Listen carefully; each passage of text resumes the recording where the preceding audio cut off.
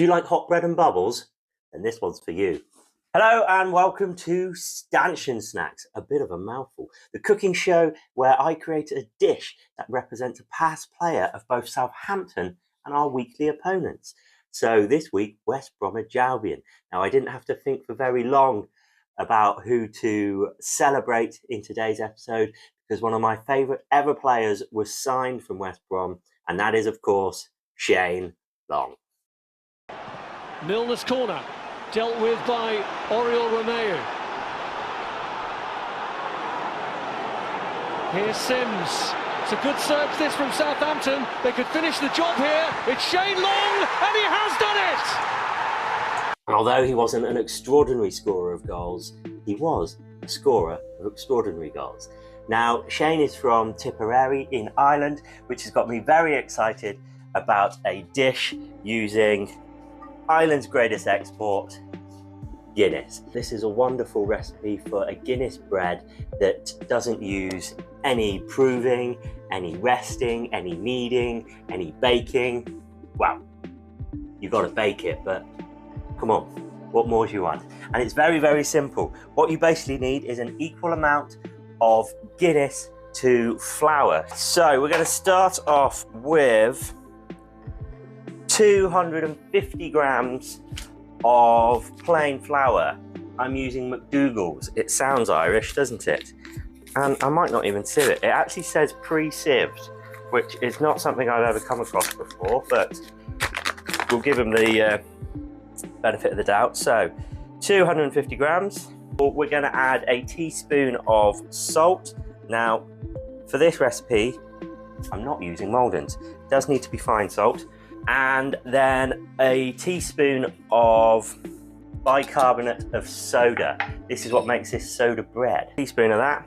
And into that we're going to add 15 grams of butter, which is, it's not fridge cold, but it's not room temperature either. I mean, the time of year, if you haven't got your heating on, it's that cold. And I'm just going to roughly sort of dice that. And we're just going to rub that in. And then 50 grams of oats. Then we're going to create a well in the center here, and into this we're going to pour our Guinness. So 250 milliliters or grams of Guinness, which isn't a full can. Yes, you know what I mean. And that goes straight into the center here. And then with like a knife or a fork or something like that, we're just going to start to incorporate it.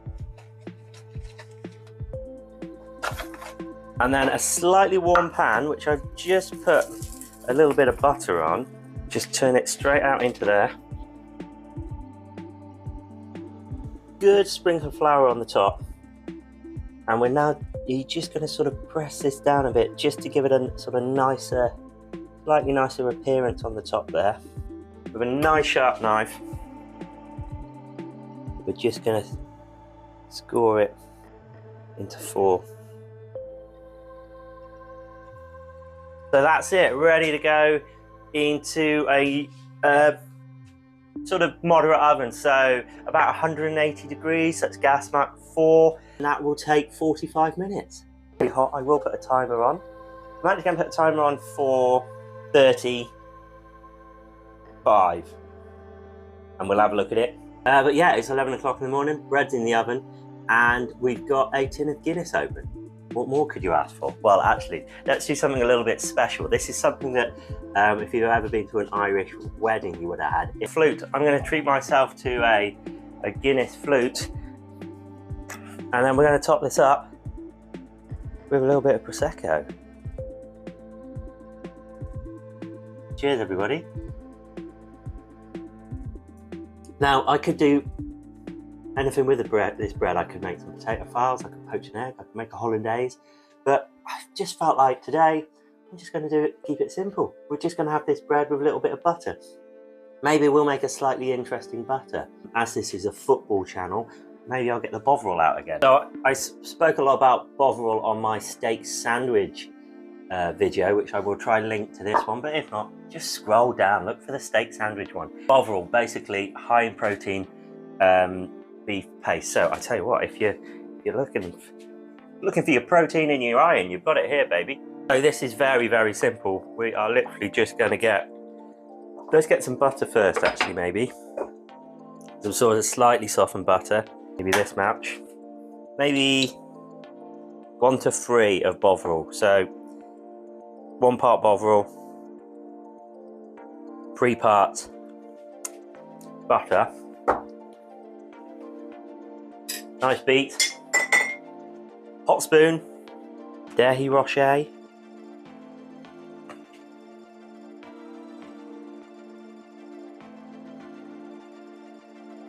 Just a little pinch of my good friend Mr. Maldon's. In about 28 minutes, just under half an hour. And look at this, it is looking pretty good. We've got this nice, almost sort of seal on the bottom. It's sounds pretty hollow, but maybe a touch doughy. So I think it does need a little bit longer, but at this point, I'm just gonna get like a teaspoon of butter maybe, and just rub it all along the top here. There we go. Okay, here we go. So the bread is out the oven. I've given it 10 minutes just to rest.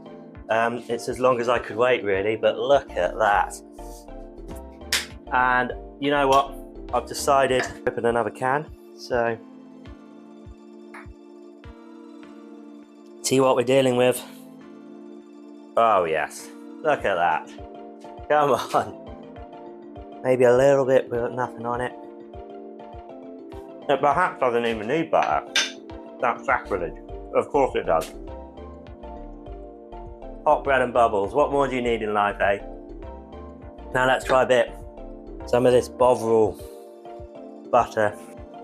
Look at that. Here we go.